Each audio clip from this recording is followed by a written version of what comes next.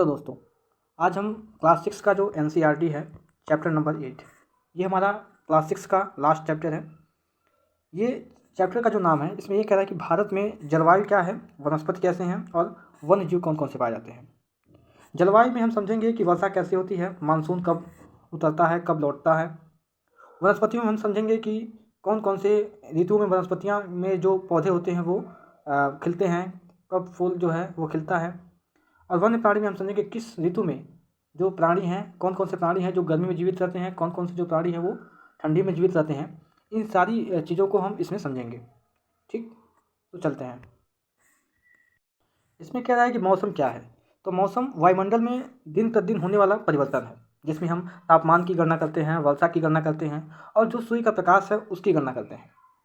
अगर हम एग्जाम्पल के तौर पर समझें तो जब मौसम में कभी गर्मी होती है तो कभी ठंडी होती है, जब कभी कभी बादल भी छा जाते हैं और वर्षा भी होती है। लेकिन जब बहुत ज़्यादा ठंडी पड़ती है, यानी कि जब ठंडी जो है बहुत ज़्यादा पड़ती है, तो उन दिनों हम जो गर्म वस्तुएं होती हैं उनको ज़्यादा खाते हैं, जो रज़ाई और चादर होते हैं उनको ज़्यादा ओढ़ते हैं या पहनते हैं। लेकिन वहीं जब बहुत ज़्यादा गर्मी पड़ती है तो हम क्या करते हैं, पतली शर्ट को पहनते हैं, जो ठंडी वस्तुएं होती हैं उनको खाना पसंद करते हैं। तो ये एक्टिविटी हम करते रहते हैं। ठीक है, कभी कभी बहुत ज़्यादा तेज़ हवाएं चलती हैं, कभी कभी हवा चलता ही नहीं है, बिल्कुल भी नहीं चलता है। ये सारी चीज़ें होती रहती हैं।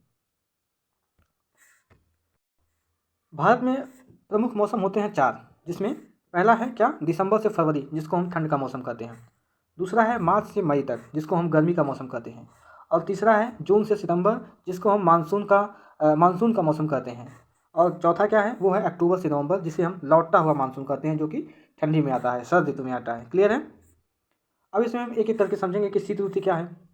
ठीक है, शीत ऋतु जो होती है, शीत ऋतु कब आती है, तो जब ठंडे मौसम में सूर्य की किरणें सीधी नहीं पड़ती हैं, यानी कि जो सूर्य की किरणें होती हैं वो सीधी नहीं पड़ती हैं, उसके परिणामस्वरूप जो तापमान होता है वो क्या हो जाता है, कम हो जाता है। तो इस अवस्था में शीत ऋतु आता है। क्लियर है। यानी ठंड के मौसम में जो सूर्य की किरणें होती हैं वो सीधी नहीं पड़ती हैं, जिसके फलस्वरूप क्या होता है, तापमान में कम हो जाता है सूर्य का तापमान, तो वहाँ पर शीत ऋतु का निर्माण होता है। क्लियर है।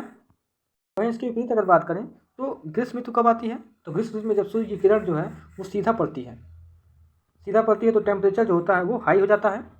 ये इन दिनों के समय में गर्म और शुष्क हवाएं चलती हैं, जिसको हम कहते हैं लू। क्लियर है। ठंड के मौसम में सूर्य की किरण विपरीत नहीं पड़ती है, गर्मी के मौसम में जो सूर्य की किरण होती है वो सीधी पड़ती है, इसलिए जो टेम्परेचर होता है वो हाई होता है। क्लियर है। इसमें दिया हुआ है कि हमारे देश के सभी भागों में लोग अपने क्षेत्रों में पाए जाने वाले फलों का ठंडा पेय जो पदार्थ होता है, जैसे आम का हो गया, बेल का हो गया, नींबू का हो गया, तरबूज का हो गया, है छाछ, मट्टा, मूरी, इन सारी चीज़ों को शरबत कहते हैं। ये किसी भी भाग में आप चले जाएंगे तो एक तरह से जो नाम होता है अलग अलग नाम में, लेकिन शरबत इसका मेन है। ठीक है, हाथ सब भाषाओं का जो मेन मतलब होता है वो शरबत ही होता है। तो कह रहा है कि गर्मी के मौसम में लोग अपने प्यास को बुझाने के लिए शरबत का यूज़ करते हैं, जो कि नींबू से बना होता है, जो बेल का बना होता है, जो इसमें छाछ, मट्टा जो कि ठंडा होता है। इन सारी चीज़ों को लोग गर्मी के मौसम में खाते हैं। क्लियर है। जब सूर्य की जो किरण होती है वो सीधी पड़ती है तो टेम्परेचर हाई हो जाता है, पीछे बताया आपको। दूसरा ये कह रहा है कि गर्मी के मौसम जब आता है उसके बाद से वर्षा आती है, वर्षा ऋतु, यानी गर्मी के मौसम के बाद वर्षा ऋतु आती है। तो गर्मी के मौसम से लोग व्याकुल हो जाते हैं, और उसके बाद से उसके बाद जो मौसम आता है वो वर्षा ऋतु होती है। तो जो पहली वर्षा होती है, पहली वर्षा, उस समय लोग उस वर्षा का आनंद लेते हैं, और उस वर्षा में लोग गीत गाते हैं, अच्छे अच्छे गाने कह सकते हो सुनते हैं, जिससे वे आनंदित हो जाते हैं। तो ये भी एक त्यौहार के रूप में लोग मनाते हैं। ठीक है।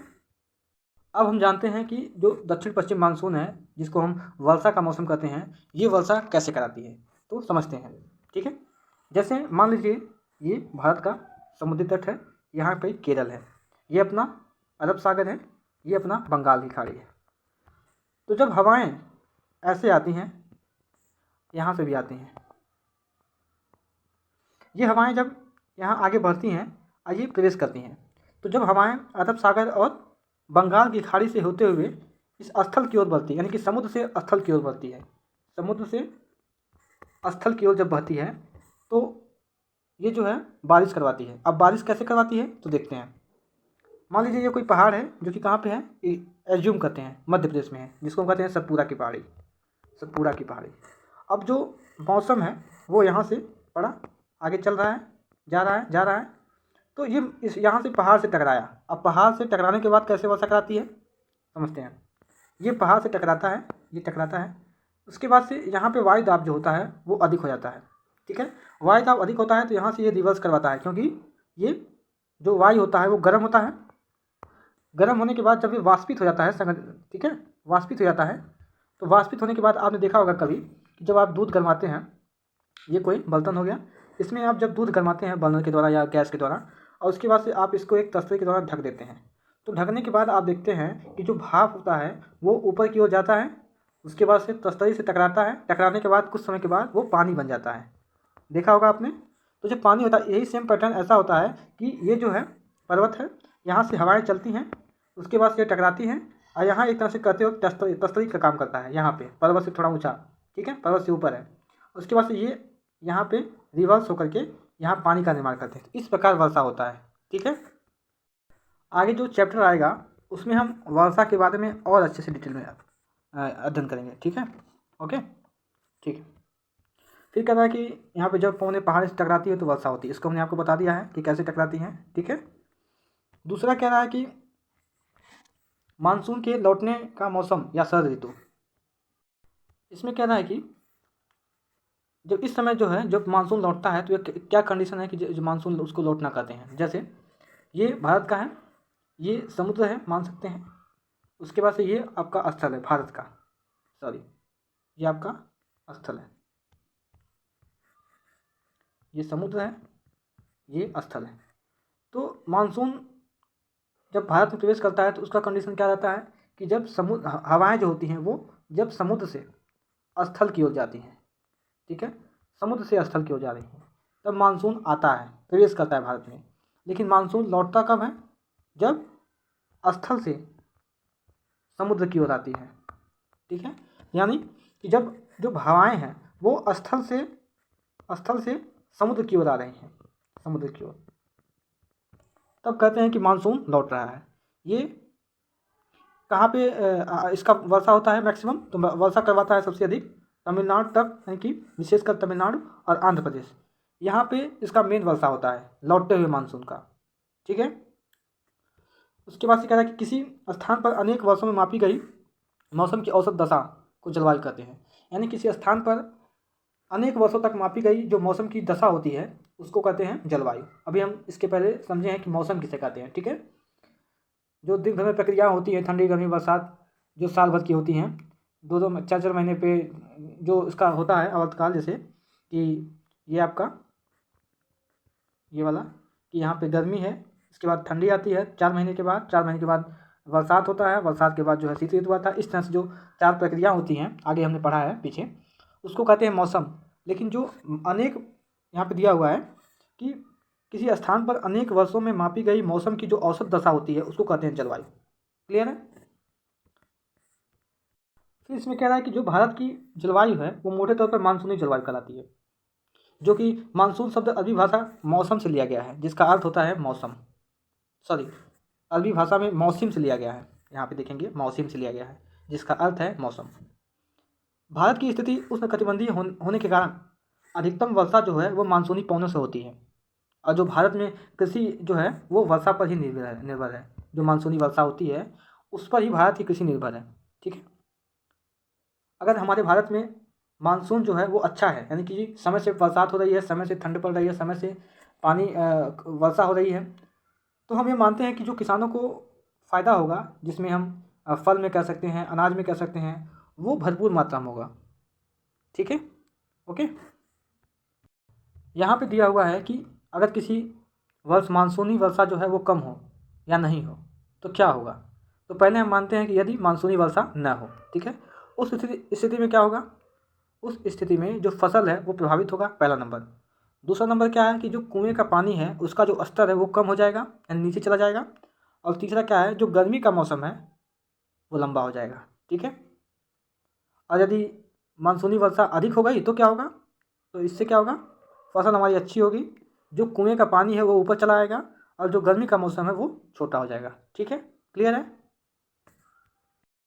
किसी स्थान की जलवायु किस पर निर्भर करती है? उसकी स्थिति पर, उसकी ऊंचाई पर और समुद्र से दूरी तक और उसके उच्चावच पर। यानी आप भारत के नक्शे को यदि आप देखेंगे गौर से, तो आप देखेंगे कि यहाँ पे गर्मी वाला मौसम अधिकतर वाला है, जो कि यहाँ पे राजस्थान में जैसलमेर में है। यहाँ पे दिया भी है कि राजस्थान के, ये बात समझ में आएगी नहीं? ये क्या है? कह रहा है कि जो जलवायु है, जो जलवायु है वो किस पर निर्भर करती है? जलवायु किसी स्थान की स्थिति को, किसी स्थान की ऊंचाई को और किसी स्थान को समुद्र से दूरी और उसकी उच्चतम बिंदु यानी उच्चतम अवस्था को पर निर्भर करती है। ठीक है, इसलिए भारत की जो जलवायु है वह क्षेत्रीय विभिन्नता का अनुभव होता है। इसमें एग्जाम्पल भी दिया है कि जैसे राजस्थान की मरुस्थल में जो स्थित है जैसलमेर और बीकानेर, वहाँ पे जो गर्मी है वो बहुत ज़्यादा है। ठीक है, वहीं अगर हम जम्मू कश्मीर की बात करेंगे, जम्मू कश्मीर के द्रास और कारगिल जैसे क्षेत्रों की, तो वहाँ पे ठंड बहुत अधिक है। जो हमारे तटीय इलाके हैं जैसे मुंबई तथा कोलकाता, यहाँ की जो जलवायु है वो न तो ठंडी है और न ही गर्मी है, यानी कि मिडिल में है, यानी कि बराबर में है, ठंडी भी है गर्मी भी है, जो कि अच्छे मौसम के संकेतक माने जाते हैं। ठीक है, जो समुद्री एरिया होता है, समुद्री एरिया, वहाँ पे आर्द्र भूमि यानी आर्द्र की जो स्थिति होती है, आर्द्र मतलब हल्का नमी। ठीक है, आर्द्र की जो स्थिति होती है वो अधिक रहती है विश्व में। और यहाँ पे, और देखिए यहाँ पे भी हमारे भारत में ये भी होता है कि पाया जाता है जो विश्व की सबसे अधिक वर्षा वाला जो एरिया है वो मेघालय में स्थित है, जिसका नाम है मार्सेल ड्राम। लेकिन अगर हम इसके विपरीत की बात करें, तो जबकि किसी किसी यानी किसी वर्ष अगर हम देखेंगे तो राजस्थान की जैसलमेर में वर्षा एक वर्ष में होती ही नहीं है। वहीं जो मासीन राम है वहाँ पे वर्षा बहुत अधिक होती है, इतना होती है कि यह विश्व की सबसे अधिक वर्षा वाला क्षेत्र बना देता है इसको। ठीक है, ये इसका मतलब है कि किसी स्थान की जलवायु, स्थिति, ऊंचाई और समुद्र दूरी, समुद्र से दूरी, इन सारी चीज़ों पर निर्भर करती है। ठीक है, जो आपने बताया कि ठंडी अधिक होती है, गर्मी कम होती है, ठंडी गर्मी दोनों बराबर होती है, वर्षा अधिक होती है। ठीक है, वर्षा होती ही नहीं है। ओके, यहाँ कह रहा है कि प्राकृतिक वनस्पति क्या है।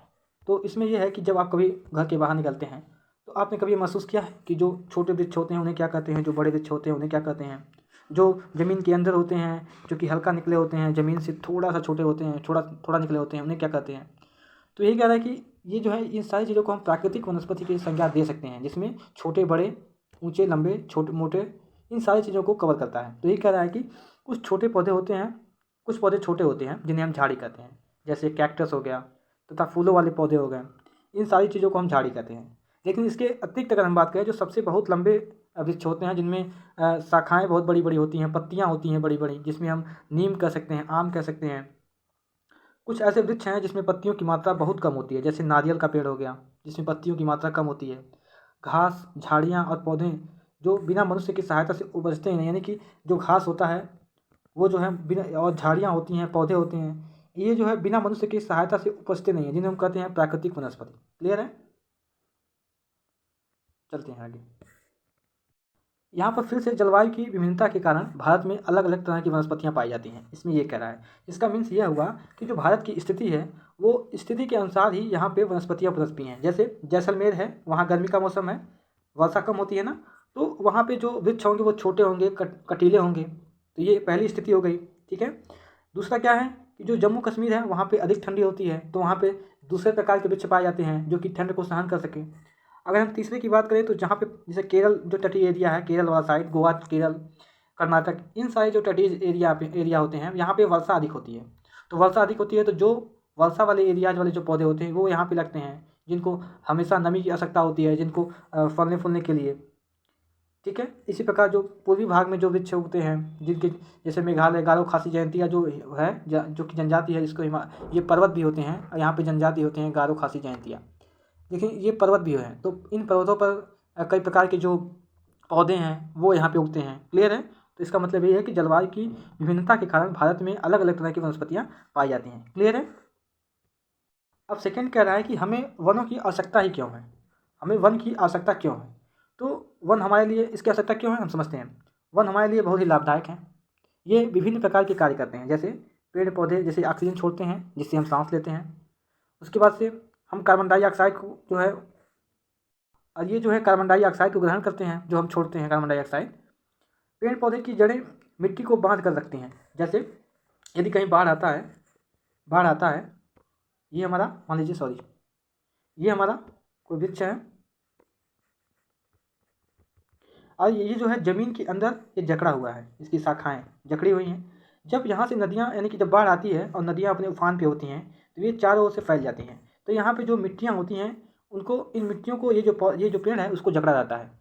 जकड़ने से क्या होती है कि जो मिट्टियों का अपरदन होता है वो नहीं हो पाता है, क्योंकि इसे पेड़ अपने अपने भुजाओं में जकड़ के रखा है, एक तरह से कह सकते हो तो इसलिए यानी कि ये मिट्टियों के अपरदन को कम करता है यदि बाढ़ आता है तो। ठीक है, पहला नंबर तो काम यही किया। ठीक है, दूसरे की बात करें तो वन से हमें क्या होता है, हमें मिलता है ईंधन, लकड़ी, चारा, जड़ी बूटी और उसके बाद से शहद, गोंद। इन सारी चीज़ों को हमको वनों से ही प्राप्त होता है। और वन में ही वन्य जीव का प्राकृतिक निवास है। जो वन्य जीव प्राणी हैं जैसे हाथी हो गया, शेर हो गया, तेंदुआ हो गया और भी जो छोटे छोटे प्राणी हैं वे वनों में ही रहते हैं, उनका वनों में ही उनका निवास होता है। तो हम कह सकते हैं कि इन्हें प्राकृतिक निवास यानी कि जंतुओं का प्राकृतिक निवास जो है वो वन ही है। क्लियर।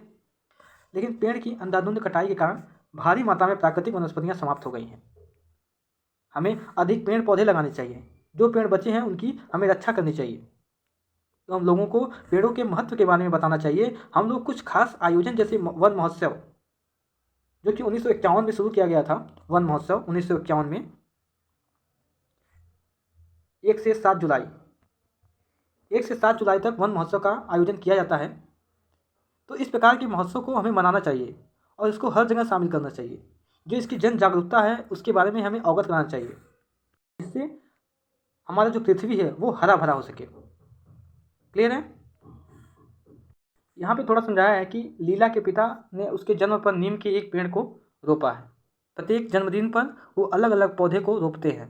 इस तरह से जब लीला जो है 20 वर्ष की हुई तो उस समय 21 जो वृक्ष हैं उसके चारों ओर, घर के चारों ओर लगे हुए दिखाई दे रहे थे और वो फलते फूलते दिखाई देते हैं। उसमें जो तितलियाँ होती हैं, जो मधुमक्खियाँ होती हैं, वो फूलों के रसों को चूस चूस करके जा रही हैं और वे चारों ओर से खुशी का माहौल, एक तरह से कह सकते हो आप, घर के चारों ओर खुशी का माहौल। जहाँ पे आपका घर है अगर उसके अगल बगल नेचुरल जो होते हैं, नेचुरल जो सोर्सेज होते हैं, जैसे वृक्ष हो गया, जो पशु पक्षी हो गए, जो छोटे छोटे तितलियाँ होती हैं, इन सारी चीज़ों का अगर आवागमन सुबह सुबह रहता है या जो दिन भर में जो एक्टिविटी होती है, उन सारी चीज़ों में एक खुशनुमा माहौल घर के चारों ओर बना रहता है। अगर आप पहले के सीन्स को देखेंगे जिसमें इस तरह से नेचुरल सोर्सेज होती हैं, वहाँ पे खुशी का जो माहौल होता है वो अधिक रहता है। क्लियर है। चलते हैं आगे। यहाँ पेड़ के इंपॉर्टेंस को समझाया है कि जैसे पेड़ हमें ऑक्सीजन देता है जिसको हम सांस लेते हैं, पेड़ से शहद मिलता है, पेड़ से हमें फल मिलता है, गोद मिलता है। वन्य जीव प्राणियों का निवास स्थल है। जो इमारतों के लिए लकड़ी हमकी आवश्यकता होती है वो भी पेड़ से ही मिलता है। ये मिट्टियों को बांधे रखता है, जिससे बाढ़ की स्थिति में जो मिट्टियाँ होती हैं वो बहती नहीं हैं और मिट्टी को बचा सकती है, मिट्टियों का अपरदन नहीं करेगा। फर्नीचर बनाने में भी लकड़ियों का यूज होता है, खेल के सामान बनाने में लकड़ियों का यूज होता है, ईंधन में भी लकड़ियों का यूज होता है, गाय को चारा देने के लिए भी इन्हीं का यूज होता है। अगर हमें घर बनाना है उसके लिए भी होता है। कई प्रकार की जो दवाइयाँ बनती हैं वो भी इन्हीं प्रकार, जो प्राकृतिक हमारे वनस्पति हैं उन्हीं से बनती हैं। तो एक पेड़ का जो इम्पोर्टेंस है वो यही है कि इतने सारे इनका यूज किया जा सकता है एक पेड़ के माध्यम से। इसलिए हमें पृथ्वी को हरा बनाना है। अब आता है हमारा टॉपिक वन्य प्राणी। वन्य प्राणी क्या है? तो वन में हमारे वन्य जीवों का निवास होता है। वनों में जंतुओं की हजारों प्रजातियाँ और बड़ी संख्या में विभिन्न प्रकार के सरीसृपों, उभयचर, पक्षियाँ, स्तनधारी, कीटों, ये सारे जो वन्य प्राणी है ये यहाँ पे निवास करते हैं। कहाँ पे? वनों में। क्लियर है। हमारा जो राष्ट्रीय पशु है वो है क्या? बाघ। यह देश के विभिन्न भागों में पाया जाता है। गुजरात के जो गिर वन में एशियाई शेरों का निवास स्थल है। हाथी तथा एक सींग वाले गैंडे असम के जंगलों में घूमते हैं। जो मानस है, जो मानस उसका नाम है मानस वन्यजीव अभयारण्य, ये इसका नाम है। तो ये हैं यहाँ पे। हाथी जो है वो केरल और कर्नाटक में मिलते हैं। ऊँट भारत के रेगिस्तान और जो जंगली गधा है वो कच्छ के रण में पाया जाता है।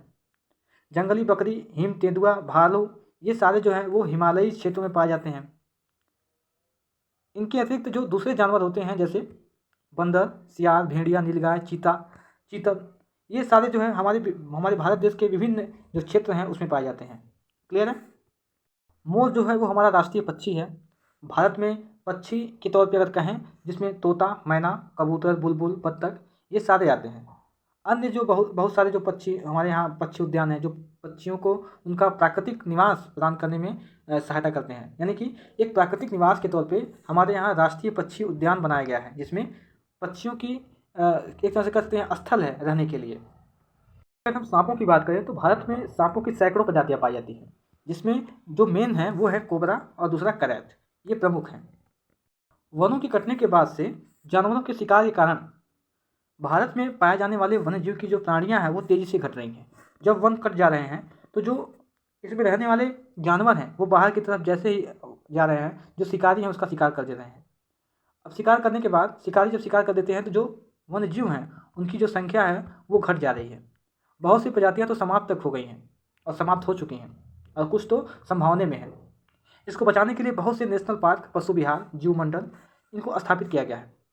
सरकार ने हाथियों को बचाने के लिए प्रोजेक्ट एलिफेंट शुरू किया है, जो कि 1992 में शुरू किया गया था। उसी तरह टाइगर को बचाने के लिए प्रोजेक्ट टाइगर, जो कि 1973 में शुरू किया गया था।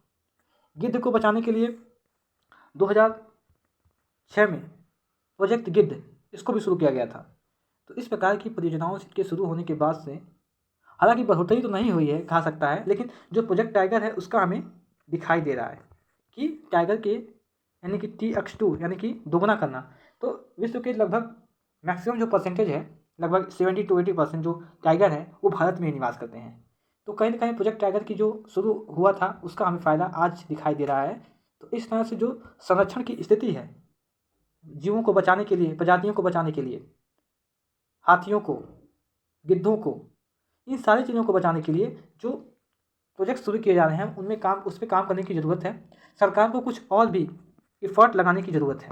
क्लियर है? इसमें कुछ समझाया गया है कि आप वन्य जीव के संरक्षण में अपना कुछ हाथ बटा सकते हैं। कैसे बटा सकते हैं? जैसे आप जो जानवरों के शरीर का जो अंगों का हड्डी, जो अंग है, हड्डी, सींग, पंख, इन सारी चीज़ों को मार्केट से खरीदने से आप इनकार कर सकते हैं। लोग क्यों शिकार करते हैं? क्योंकि जो डिमांड सप्लाई है, डिमांड और सप्लाई, तो डिमांड की जो संख्या है वो बढ़ रही है। जो डिमांड और सप्लाई की संख्या जो बढ़ती जाती है, उसी से जो शिकारी हैं वो अग्रेसिव तरीके से शिकार करते हैं, क्योंकि इनका जो डिमांड है वो मार्केट में ज़्यादा है। यदि आप डिमांड को ही कम कर देंगे तो शिकारी हताहत होकर के अपना दूसरा व्यापार शुरू कर सकते हैं, क्योंकि जो डिमांड सप्लाई का जो चेन है उसको आपने तोड़ दिया। कैसे तोड़ दिया? मार्केट से जो ये चीज़ें बनाई गई हैं सींगों और पंख से, उसको आप खरीदने से इनकार कर दिए हैं। ठीक है? कह रहा है प्रत्येक वर्ष हम अक्टूबर के पहले सप्ताह में को वन्य जीव सप्ताह के रूप में मनाते हैं, ताकि वन्य जीव के निवास को सुरक्षित रखने के लिए जागरूकता लाई जा सके। ये आप कुछ इस तरह से देख सकते हैं फोटो में क्या कर रहा है। ठीक है? हमारे देश में प्रवासी पक्षी आते हैं। प्रवासी पक्षी कौन होते हैं? प्रवासी पक्षी वो होते हैं जो एक महाद्वीप से, जैसे मान लीजिए ये ऑस्ट्रेलिया है, एग्जाम्पल ले रहे हैं, ये ऑस्ट्रेलिया है, ये भारत है। जब ऑस्ट्रेलिया के पक्षी यहाँ से भारत में आ जाएं और भारत के पक्षी यहाँ से ऑस्ट्रेलिया में आ जाएं, तो यदि ऑस्ट्रेलिया के पक्षी भारत में आ रहे हैं तो उनको हम कहेंगे प्रवासी पक्षी। क्लियर है? तो प्रवासी पक्षी एक ऋतु के दौरान आते हैं और वो ज़्यादा डेस्टिनेशन की दूरी तय करते हैं। जैसे कुछ पक्षी, जैसे कौन से प्रवासी पक्षी हैं, अगर कुछ का नाम बताना हो तो जैसे पिंटेल बत्तख, कर्ल्यू, फ्लेमिंगो, ऑस्प्रे, लिटिल स्टिंट, ये प्रत्येक वर्ष सर्दी के मौसम में हमारे देश में आते हैं। सबसे जो छोटी लिटिल स्टिंट है जिसका वजन 15 ग्राम है। ठीक है? आर्कटिक प्रदेश से लगभग 8000 किलोमीटर की दूरी तय करके ये लोग भारत आती हैं। आर्कटिक कहाँ पे है? आर्कटिक यहाँ पे है नीचे। ये लगभग 8000 की दूरी तय करके भारत में आती हैं। क्लियर है? अब चलते हैं अपने अभ्यास प्रश्न पर।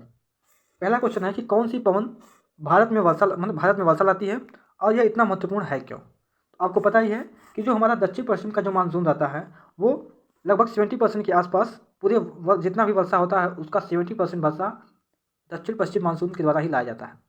वर्षा हमारे लिए, ये जो मानसून है ये हमारे लिए इसलिए भी आवश्यक है क्योंकि जो हमारी खेती होती है, यानी कि जो कृषि होती है वो वर्षा पर ही आधारित है। तो जब वर्षा होगी तभी हमारी खेती होगी, इसलिए ये जो है दक्षिण पश्चिम मानसून हमारे लिए बहुत ही इंपॉर्टेंट है। क्लियर है? जो दूसरा क्वेश्चन है वो क्या है कि भारत के विभिन्न मौसम के नाम बताइए। तो हमारे भारत में कौन कौन से मौसम हैं? 4 प्रकार के। पहला, दक्षिण पश्चिम जो दिसंबर से फरवरी के बीच में आता है वो क्या है? सर्दी, पहला नंबर। दूसरा, मार्च से मई जिसको हम कहते हैं गर्मी।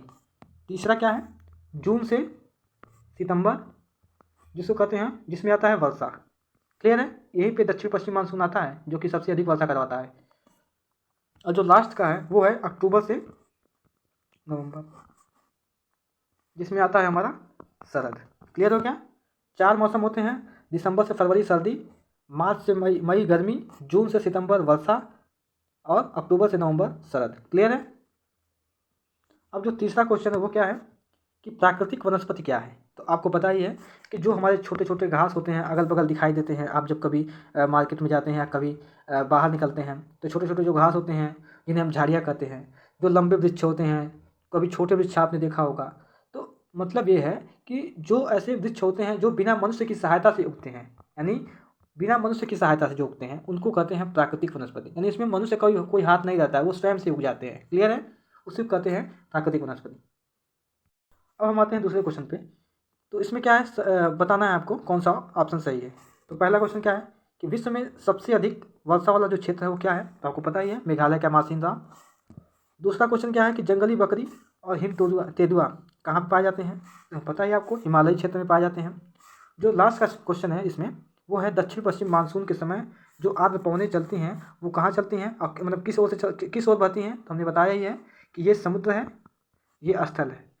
वर्षा कहाँ होता है, यहाँ पे होगा, यानी समुद्र से स्थल की ओर जो चलती हैं पवनें उनको कहते हैं दक्षिण पश्चिम मानसून की पवनें। तो क्या हो गया, समुद्र से स्थल की ओर, यानी कि ऑप्शन सेकेंड है। क्लियर है। अब चलते हैं, जो सेकेंड है कहता है खाली स्थान भरें। तो पहला क्वेश्चन क्या है कि गर्मी में दिन के समय शुष्क और तथा गर्म पवनें चलती हैं जिसको क्या कहते हैं, लू कहते हैं। क्लियर है, सॉरी। दूसरा क्वेश्चन क्या है, आंध्र प्रदेश और तमिलनाडु में खाली स्थान के मौसम में बहुत अधिक मात्रा में वर्षा होती है। तो कब होती है, जब मानसून लौटता है। मानसून कब लौटता है, ठंडी के मौसम में, शीत ऋतु में। क्लियर है, तो शीत ऋतु के मौसम में बहुत अधिक वर्षा होती है। क्लियर है। तीसरा क्वेश्चन क्या है, सॉरी, तीसरा है कि गुजरात के खाली स्थान वन में खाली स्थान का निवास है। तो गुजरात के गिर में एशियाई शेरों का निवास है। ठीक है, ओके। अब इसमें थोड़ा सा जीएस पॉइंट दिया हुआ है, जीएस के पर्सपेक्टिव से। तो इसमें आपको थोड़ी राजधानी के बारे में रिवीजन हो जाएगा। शुरू करते हैं। आंध्र प्रदेश की राजधानी हैदराबाद, अरुणाचल प्रदेश की ईटानगर, असम का दिसपुर, बिहार का पटना, छत्तीसगढ़ का रायपुर, गोवा का पणजी, गुजरात का गांधीनगर, हरियाणा का चंडीगढ़, हिमाचल प्रदेश का शिमला, झारखंड का रांची और कर्नाटक का बेंगलुरु, केरल का तिरुवनंतपुरम, मध्य प्रदेश का भोपाल, महाराष्ट्र का मुंबई और मणिपुर का इम्फाल, मेघालय का शिलांग, मिजोरम का आइजोल, नागालैंड का कोहिमा, उड़ीसा का भुवनेश्वर, पंजाब का चंडीगढ़ अगेन, राजस्थान का जयपुर, सिक्किम का गंगटोक, तमिलनाडु का चेन्नई, तेलंगाना का हैदराबाद, उत्तराखंड का देहरादून, उत्तर प्रदेश का लखनऊ, त्रिपुरा का अगरतला और पश्चिम बंगाल का कोलकाता। ठीक है। अब ये हो गए हमारे राज्य, ये हमने राज्य की बात कर ली। अब हमारे आएंगे यूटी यानी केंद्र शासित प्रदेश। क्लियर है। तो अंडमान निकोबार द्वीप समूह का पोर्ट ब्लेयर, चंडीगढ़ का चंडीगढ़ अगेन, दादरा और नागर हवेली सिलवासा, दमन दीव दमन, लक्षद्वीप की कवरत्ती, पुदुचेरी की पुदुचेरी, जो हमारा राष्ट्रीय राजधानी क्षेत्र दिल्ली है उसका दिल्ली ही होगा, जम्मू कश्मीर का श्रीनगर और लास्ट का लद्दाख का लेह। क्लियर है। तो ये थे हमारे क्लास 6 का एनसीईआरटी, इसके साथ समाप्त हुआ। ये था हमारा आज का last chapter, class 6 NCERT chapter 8।